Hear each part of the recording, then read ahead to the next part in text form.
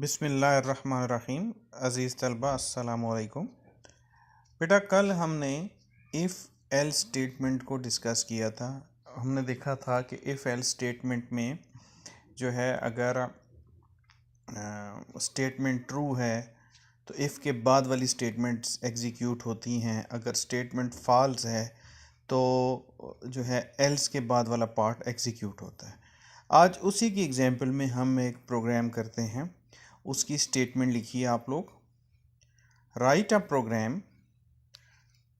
Programme that inputs a number and prints if it is a negative number or positive number. I repeat, write a program that inputs a number and prints if it is a negative or positive number. बेटा क्या मतलब कि एक programme बनाइए जो user से एक number ले और डिसाइड करे कि ये नंबर नेगेटिव नंबर है या पॉजिटिव नंबर है। ठीक हो गया बेटा। अब प्रोग्रामिंग के पॉइंट ऑफ व्यू से हम इसकी लॉजिक देखते हैं कि इसकी लॉजिक क्या होगी। इसकी बेटा लॉजिक होगी कि अगर रियल लाइफ में कोई मुझसे पूछे कि ये नेगेटिव नंबर है या पॉजिटिव नंबर है तो मेरे पास जो है वो एक तरीका है। मैं कहूँगा अगर ये नंबर ज़ीरो से छोटा है तो ये नेगेटिव नंबर है, अगर ये ज़ीरो से बड़ा है तो ये पॉजिटिव नंबर है। ठीक है बेटा। इसी लॉजिक को अब हम अपने प्रोग्राम में इम्प्लीमेंट करते हैं। ठीक हो गया। इसी लॉजिक को अब हम अपने प्रोग्राम में इम्प्लीमेंट करते हैं बेटा। तो सबसे पहले हमें क्या चाहिए होगा, ठीक है, आपको चाहिए एक वेरिएबल, उसका नाम हम n रख लेते हैं। ठीक है, इंट n। ठीक है बेटा। और अब ये क्या करनी है, वैल्यू यूज़र से लेनी है। तो हम यूज़र को मैसेज देंगे प्रिंट एफ। ठीक है, प्रिंट एफ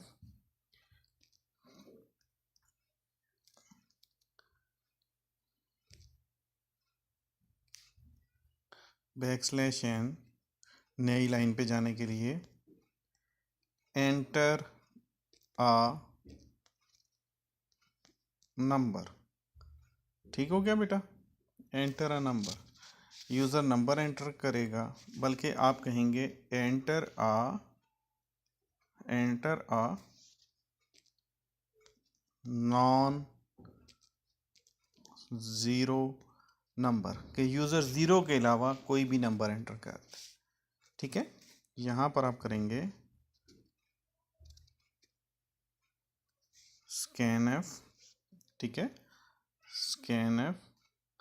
और इंटीजर है तो क्या होगा बेटा, अगर इंटीजर वेरिएबल होता है तो हम क्या करते हैं, इंटीजर के लिए हम लेते हैं %d। ठीक है, और उसके साथ क्या लगाएंगे, %n। क्यों, हमें पता है कि स्कैनएफ जो है वो वेरिएबल के एड्रेस पे, ठीक है, उसको वेरिएबल का एड्रेस चाहिए होता है। अगर सिंपल n करें तो n की वैल्यू आएगी, %n करेंगे तो ये उसका एड्रेस जो है वो स्कैनएफ को पास कर देगा। जो यूज़र कीबोर्ड से वैल्यू एंटर करेगा वो n में स्टोर हो जाएगी। यहाँ तक मेरे बेटों बात समझ आ गई। अब जी यहाँ तक तो नंबर इनपुट हो गया। अब असल गेम यहाँ पे स्टार्ट हो रही है कि हमने इसको चेक करना है। इफ़ यहाँ कंडीशन लगाएंगे, हमने इफ़ स्टेटमेंट पढ़ी थी ना कि अगर कंडीशन ट्रू हो तो ये काम हो। हम कहते हैं अगर n जनाब बड़ा है किससे, ज़ीरो से, तो क्या करो, अगर n ज़ीरो से बड़ा है तो क्या करो बेटा, आप करोगे प्रिंट एफ। नई लाइन पे भी करना है तो हम क्या करते हैं, प्रिंट एफ \n, ताकि नई लाइन पे आउटपुट आए। ठीक है, \n नंबर इज पॉजिटिव। ठीक हो गया। और अगर नंबर 0 से बड़ा नहीं है यानी 0 से छोटा है तो फिर क्या चले, एल्स चले। ठीक है, एल्स चलेगा। तो फिर आप क्या करेंगे, दोबारा अब एल्स पार्ट ने अगर एग्जीक्यूट होना है आप लिखेंगे प्रिंट एफ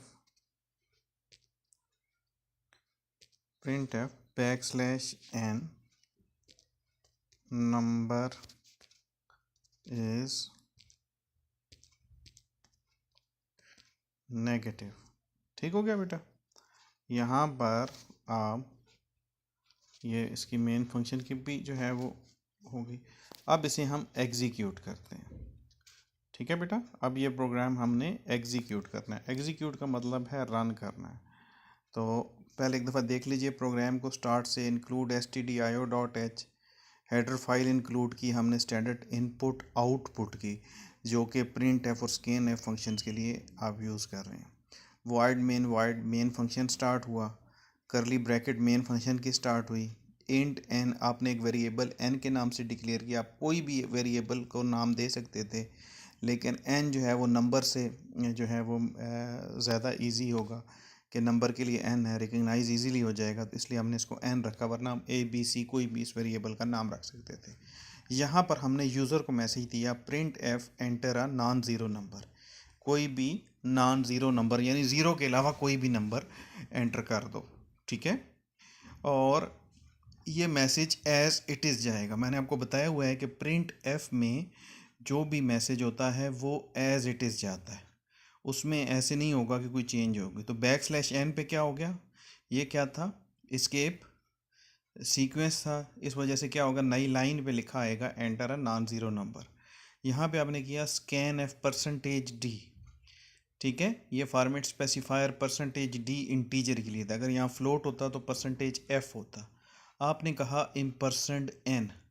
ठीक है, इसका n का एड्रेस चाहिए स्कैन एफ को, इसलिए यहाँ पर %n हमने किया।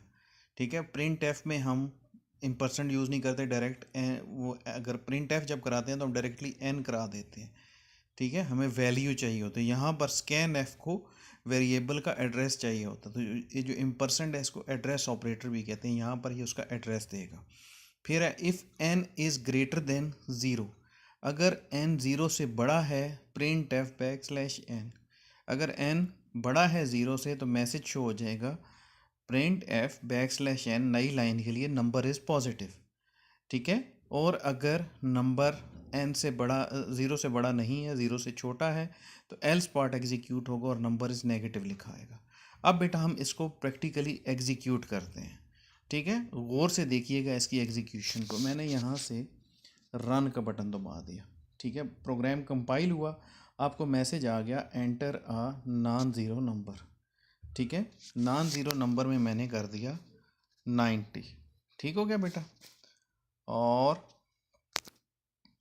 नंबर इज़ पॉजिटिव लिखा आ गया। आपने 90 किया तो देखिए नंबर इज़ पॉजिटिव लिखा आ गया। क्लियर, यहाँ तक आपकी जहाँ पे लिखा हुआ है number is positive, this is your output. उसके बाद बेटा दोबारा इसको मैंने रन किया, एक और यूज़र आ गया, उसने इसको रन किया, उसने इसमें नंबर एंटर कर दिया। ठीक है, -65। अब -65 जो है ज़ीरो से स्मॉलर है, देखते हैं इस पर क्या आउटपुट आनी चाहिए। Number is negative. ठीक हो गया बेटा, नंबर इज़ नेगेटिव। आपने देखा दो हमने इनपुट्स दी। इसको कुछ और नंबर्स के लिए फिर ट्राई कर लेते हैं। मैंने एक नंबर दे दिया जी 9। ठीक है, 9 एंटर कर देता हूँ। 9 को क्या होना चाहिए, पॉजिटिव होना चाहिए। ठीक है बेटा, 9 को पॉजिटिव होना चाहिए, कंप्यूटर को शो करना चाहिए ये पॉजिटिव नंबर है। देखिए नंबर इज़ पॉजिटिव का मैसेज आ गया। इसी तरह अगर मैं -9 एंटर करता हूँ तो ये नेगेटिव होना चाहिए। ठीक है, -9 को नेगेटिव होना चाहिए। अब मैं इसको रन करता हूँ और यहाँ एंटर कर देता हूँ -9, तो देखिए इसकी आउटपुट क्या आएगी, नंबर इज़ नेगेटिव। तो अब देखिए हमने इसको डिफरेंट नंबर्स के लिए भी ट्राई कर लिया। अब आपके पास ये कोड लिखा हुआ है बेटा, आप इसको अच्छे तरीके से देखिए और देखिए मैंने आपके सामने प्रोग्राम बना के रन भी कर दिया है। तो आपके लिए प्रोग्रामिंग सीखना कोई बड़ा मसला नहीं होना चाहिए। और आप ये कोडिंग सी का जो है ये एंड्रॉयड फ़ोन में इंस्टॉल भी कर सकते हैं। ये जो इसकी IDE है इसको इंस्टॉल भी कर सकते हैं अपनी प्रोग्रामिंग सीखने के लिए। अगर आपके पास कंप्यूटर्स या लैपटॉप्स अवेलेबल नहीं है, देयर इज़ नो इशू, आप अपने मोबाइल फ़ोन्स पे भी ये काम कर सकते हैं। ठीक है बेटा, अपने इस प्रोग्राम की प्रैक्टिस कीजिए, इसको अच्छे तरीके से समझिए। अगर कोई क्वेश्चन हो तो आप मुझे मैसेज भी कर सकते हैं मेरे नंबर पे, या आप मुझे ईमेल कर सकते हैं। ठीक है बेटा, स्टे ब्लेस्ड, अल्लाह हाफिज़।